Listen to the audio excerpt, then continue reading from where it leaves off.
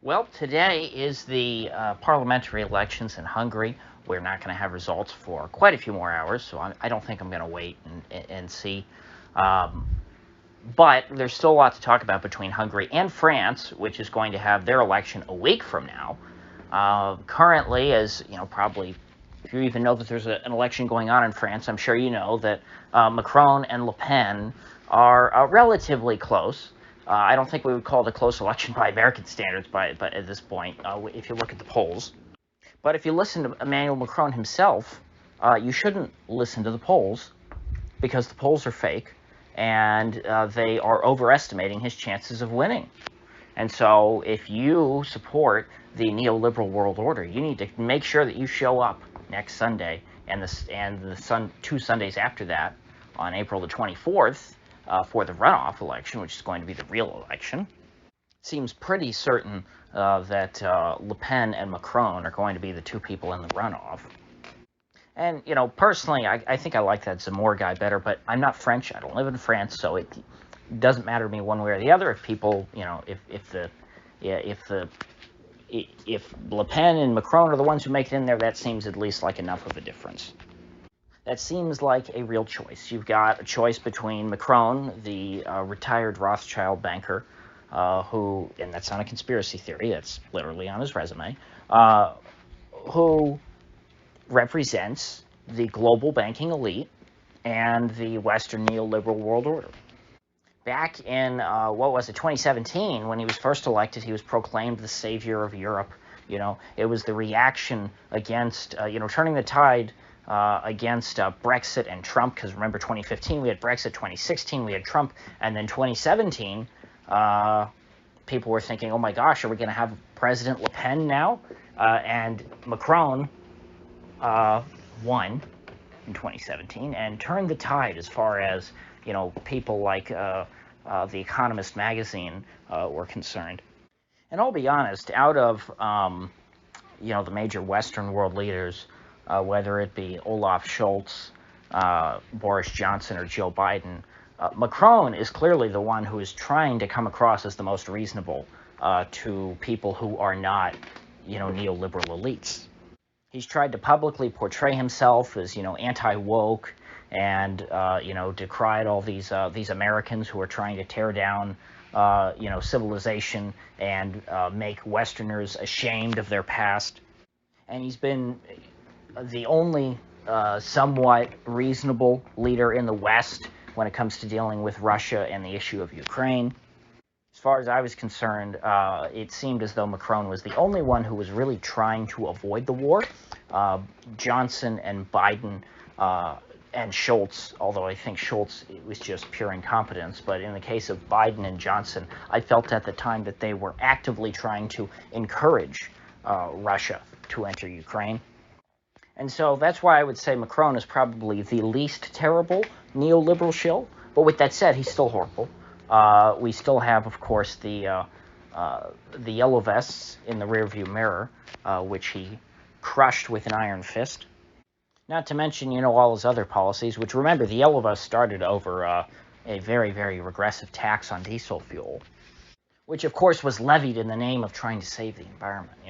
I need to discourage these bad Frenchmen who are still driving diesel vehicles to, get an electric car or ride a bicycle, which is just, a pretty blatant urbanist attack on people who live outside of the cities. Because it's the people who can't afford to live in, places like Paris who are the ones that need to drive around, who live far apart from things, who need fuel. And so Macron, I don't think, is going to trick anybody into thinking he's somebody who he's not. I don't think he can, he's, ever going to credibly claim to be some man of the people. It's just that there are enough people in France who hate the, ordinary people to where, he does have a, decent base of support. And furthermore, Le Pen is not somebody who's going to appeal to every, to all ordinary French people. I'm sure there's plenty of far leftists in France who hate Macron with a burning passion, but would never bring themselves to vote for Le Pen. But if she were to somehow eke out a victory, that would unquestionably be a net positive for the world, I think, for the Western world. I shouldn't say for like the whole planet. I don't think it'll matter to you if you live in Zambia if Le Pen gets elected to president of France. Although it might affect you though if you live in former French Africa, where Macron has maintained a significant military presence, I believe. Fighting various ISIS affiliates and things, and people who are essentially spin-offs of from the Libyan civil war. Le Pen's election could be the decisive blow needed to bring down the EU once and for all. The EU has been unsustainable for quite some time. Obviously, Brexit was the first chink in the armor. They lost one of their major components. But remember, Britain geographically is on the periphery of the EU. It's an island, and so it's not as disruptive, let's say, as if they were to lose a mainland European state. It's not as jarring. It's not it doesn't look like they just lost their front tooth. But I'm talking purely, psychologically, not economically or practically. France, however, has been a part of the European project since well before Great Britain ever joined. France, the whole point of the EU that people, said in the early days, and some people still say today, was to unite and tie the French and the Germans together so that, they could never go to war again. So when you have a strong personality like Le Pen potentially becoming the president of France, who is very anti-EU, combined with the very weak and submissive personality of someone like Olaf Scholz, who is no Angela Merkel, there simply just won't be a lot left holding up the EU. The big states are what matter. The little states, the Slovenias of the world, they're not going to hold the EU together. You need Germany, France, to a lesser extent Italy, but yes, Italy. Spain, but definitely not Greece. Nobody needs Greece around. France, however, is essential to the European project. And Le Pen, even if she can't unilaterally pull France out of the EU, she can be a thorn in the side of the EU. She can become Orban in a big country. Orban is an anti-EU-ish leader. By anti-EU, I mean someone who goes against the EU agenda. But he is the leader of a small EU state. And so they can push him around, or at least they can try, or ignore him. But Le Pen could not be ignored. Le Pen would shake the legitimacy of the EU to its core. And who would be there trying to hold up everything, trying to hold the ceiling up above their head? It would be Olaf Scholz. And who else? Mario Draghi. It's just not reasonable that the EU could be expected to survive under these conditions. And once tensions with Russia die down, Poland will go back to being a pariah within the EU. We've got 5 years for Russia to fade into the background again, and for the EU to go back to persecuting the Poles.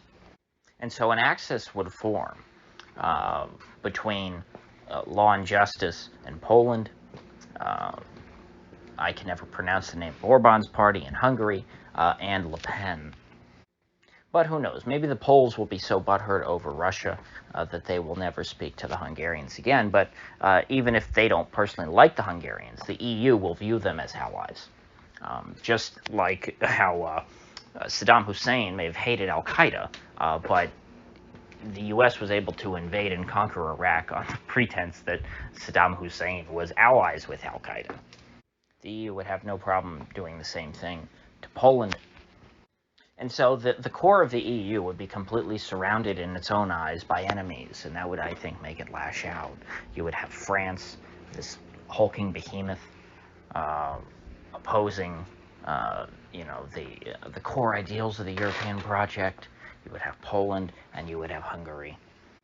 If Le Pen were to finally succeed in becoming the president of France. I think she'd become a strong symbol across Europe, and she'd be able to go and campaign on behalf of similar people like herself in other countries.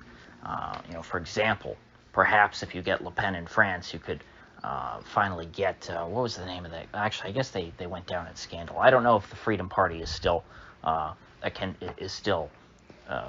active in Austria. I remember them having some kind of corruption scandal, but their presidential candidate, from what I recall, came pretty close a few years back, only a couple years back, I think it was. And so, even if it's not that guy or that party, Austria seems to have, at least one point, had potential for turning against the EU. Spain and Portugal, there's no hope for.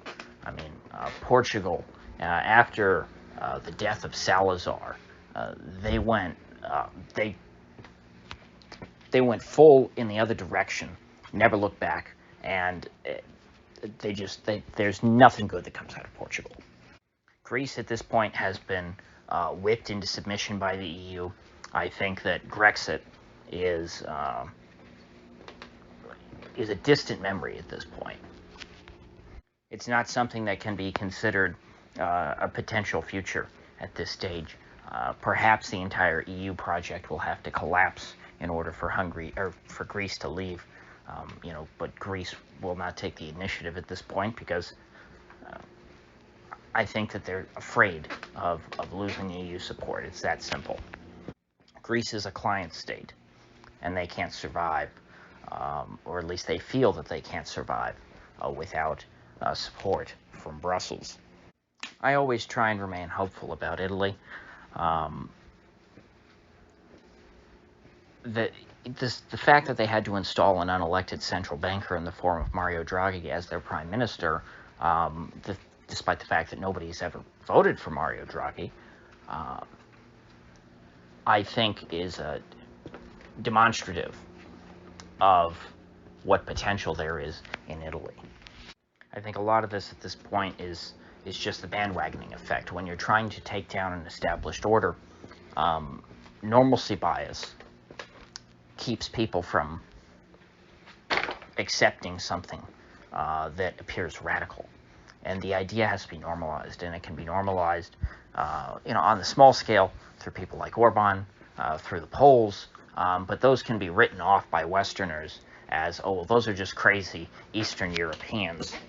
Those are ex-commie states. We're not like them. They might question the EU, but that doesn't apply to us. But if the French do it, if the French are able to put Le Pen in power, and she actively opposes the activities and the decrees and the oppression of the EU as the president of France, that is going to have an effect, I think. Perhaps most strongly in a place like Italy, which is also a Latin Catholic country. Of course, if Orban loses today, I think that a lot of that can be flushed down the drain. A lot of those hopes, because that's a domino falling back in the other direction. It's not a domino that's going to knock down more. It's in fact going to close the door to further dominoes like France or Austria or Italy, beginning to fall. Normalcy bias will then dictate, well, if the Hungarians can't even oppose the EU, then nobody can.